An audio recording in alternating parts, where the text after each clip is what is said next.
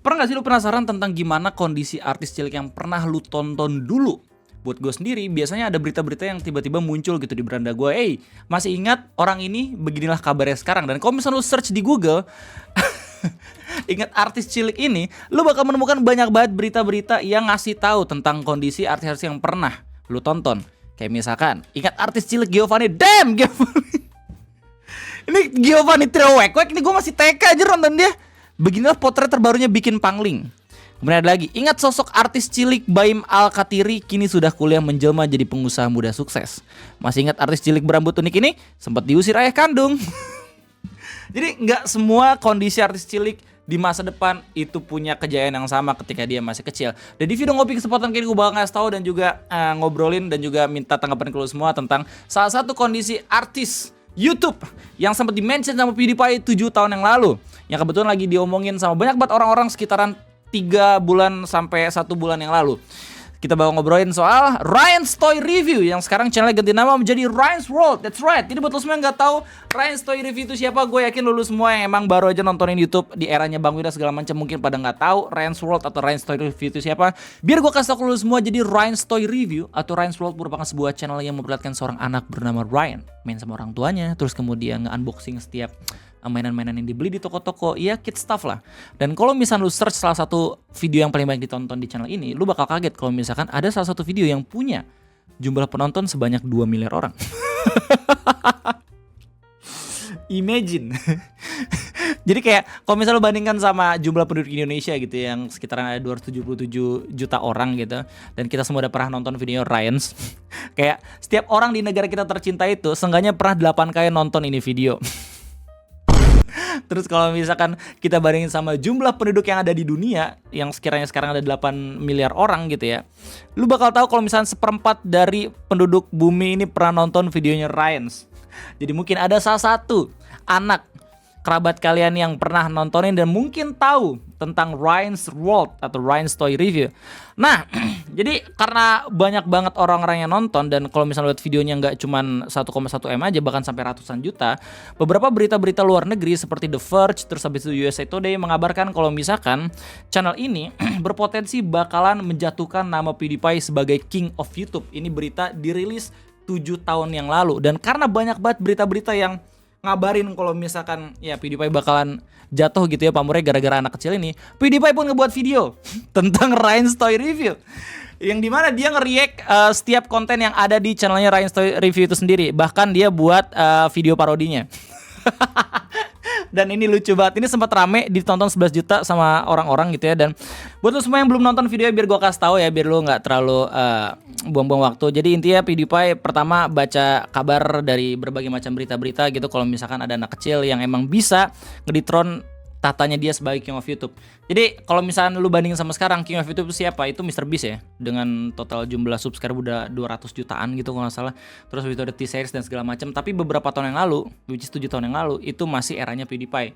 Dan sempat ramai itu, soalnya waktu dia udah jadi nomor 1, tiba-tiba ada salah satu channel YouTube dari India yang emang pengen ngebalap jumlah subscriber ya, dan itu namanya T-Series.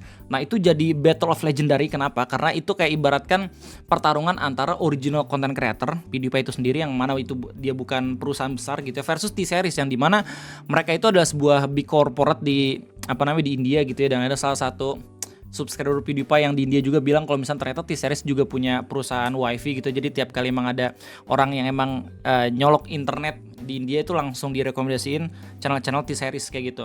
Terus pada akhirnya pertarungannya awalnya menang tuh PewDiePie, terus lama-kelamaan jadi kalah. Orang-orang pada sedih gitu karena sekarang YouTube udah dikuasain sama big corporate gitu. Terus pada akhirnya beberapa tahun kemudian MrBeast nyusul T-Series. Nah kayak gitu. Nah balik lagi soal permasalahan Ryan versus PewDiePie ya. Jadi di dalam video ini PewDiePie ngelihat ada berita kalau misalnya ada anak kecil yang emang bisa ngeditron channelnya.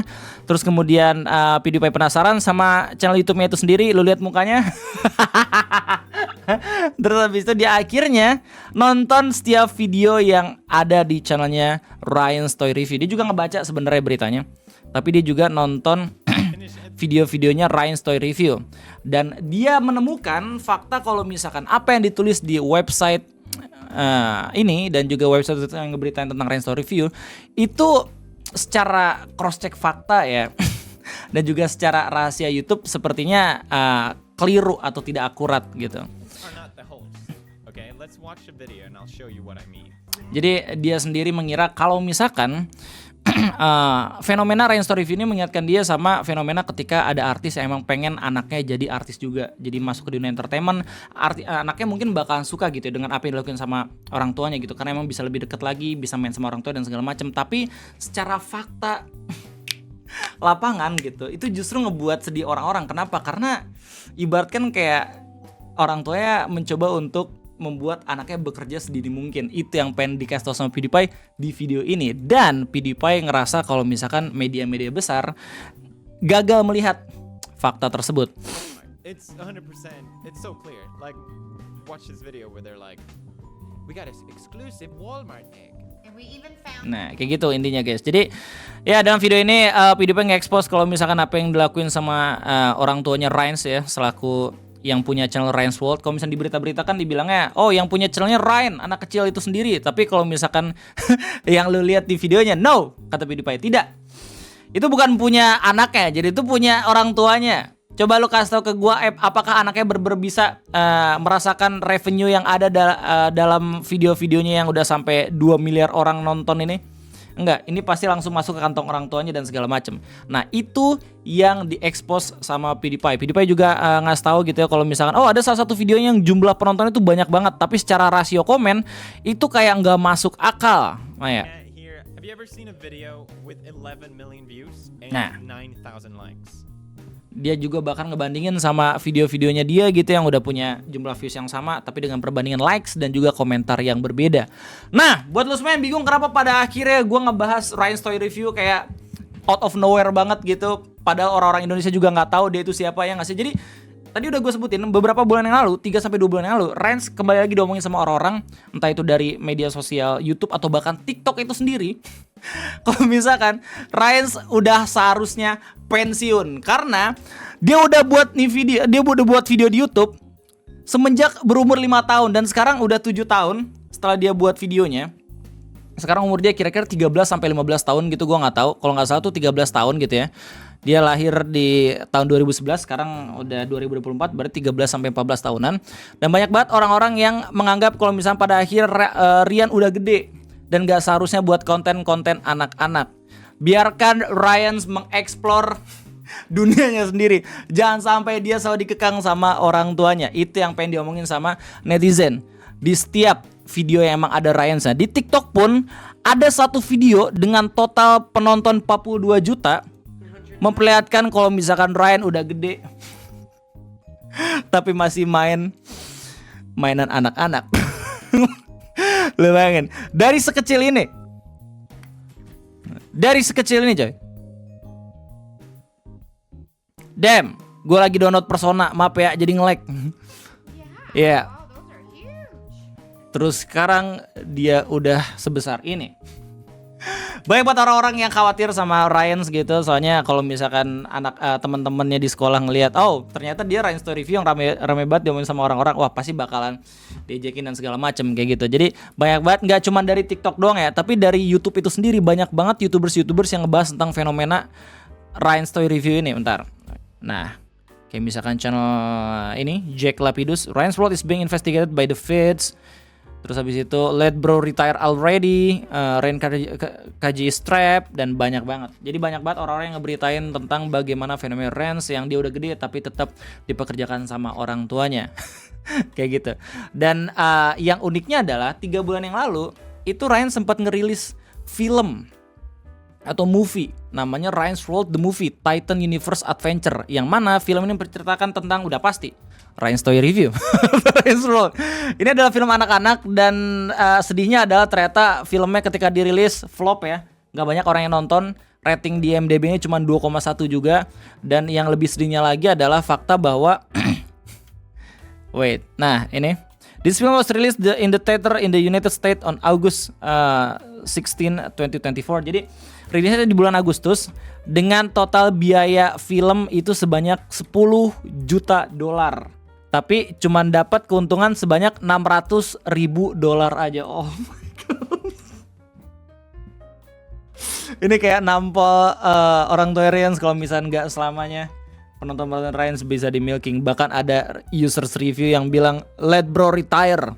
I found this somewhere online and just let me say this movie sucks. The plot is essentially Ryan getting stuck in a comic book and has to save it or something like that. Just basic isekai stuff." The plot is bare and the dialogue is bad to meh at best. I guess it's okay for little kids, but it's still a major flop. It literally costed 10 millions and got less than $1 million in the box office, meaning it was $9 million loss. Enggak, gue nggak tahu nih, Ryan pernah belajar dari kejadian Rafathar nggak sih? Kayak susah banget anjir nyari film-film yang dibintangi sama anak-anak kecil gitu yang bener-bener fokus buat anak-anak, tapi pada akhirnya nggak banyak ditonton kecuali emang film-film yang dibuat sama Disney gitu ya. Dan emang nggak banyak film-film dari YouTubers yang pada akhirnya sukses juga gitu, kecuali film-film dari Jordan Peele misalkan, Get Out, dan ya mungkin ada salah satu film YouTubers yang gue suka. Kalau nggak salah tuh nama filmnya YouTubers gitu. Terus habis itu ngadirin banyak banget YouTubers, itu keren sih. Cuman ya belakang ini cuman personal opinion gue doang. I also wanna mention that Ryan was 12 at the production of this and now he's 13. Yet still making videos for kids and people think that his parents are just forcing him at this point. So just let me say this, let bro retire. Lu tau gak yang lucu apa? Lu kalau bisa baca storyline-nya ya. Ini kayaknya IMDb salah nge-input dah. Thursday, October 31. The city streets are crowded for the holidays. Even with the rain, hidden in the chaos is the element waiting to strike like snakes. And I am there too, watching. 2 years of night have turned me into nocturnal animals. Ini kayaknya bukan sinopsisnya film Ryan, dah hell. Ini kayak sinopsisnya Batman anjay. Ya, jadi kalau misalnya lu ngelihat fakta-fakta belakangan ini, jadi banyak banget orang-orang yang khawatir tentang bagaimana Ryan sekarang hidup gitu ya, meskipun nggak peduli juga sebenarnya orang-orang ngapain mengkhawatirkan anak kecil yang sekarang udah punya keuntungan sampai puluhan juta dolar gitu ya. Dan ada salah satu video lagi yang membuat orang-orang pada akhirnya ngomongin soal Ryan, yaitu podcast dari John Yosaif yang dia buat podcast berjudul Meet YouTube Reaches 12-Year-Old Ryan's World, dimana Om John ini ngewawancarain Ryan bersama orang tuanya dalam podcast yang selalu dia buat di setiap harinya itu sendiri. Dan orang-orang menemukan sebuah fakta kalau misalnya Ryan sepertinya terlihat tidak terlalu nyaman gitu ketika ada di podcast ini. Bahkan setiap kali Ryan ngomong itu selalu diliatin sama orang tua. Imagine ketika lu diundang podcast Om Deddy, terus lu bareng orang tua lu, terus habis setiap kali lu ngomong orang tua lu ngeliat kayak gini. Banyak banget komentar-komentar yang ngomongin soal hal itu. Bahkan ada yang ngasih timestamp Ryan speak at nomor berapa gitu. Ini kebanyakan orang yang kebanyakan yang ngomong sebenarnya orang tuanya. Jadi orang-orang tuh pada menganggap kalau misalnya Ryan ini sebenarnya dikekang, dan menurut mereka tuh sebenarnya apa yang diomongin sama PewDiePie 7 tahun yang lalu, dimana ketika PewDiePie ngebuat video tentang Ryan dan orang-orang pada ngehujat. Ya ini PewDiePie buat video ini terus orang-orang hujat kenapa? Karena bisa-bisanya dia ngerosting channel anak-anak gitu. Tapi pada akhirnya orang-orang sadar kalau misalkan apa yang dilakukan sama PewDiePie 7 tahun yang lalu itu justru adalah bentuk perhatian dia kepada Ryans. Oke, kenapa? Karena PewDiePie sendiri menganggap kalau misalkan nanti di kemudian hari apa yang terjadi sama Ryan mungkin bakal nggak dia suka, kayak gitu.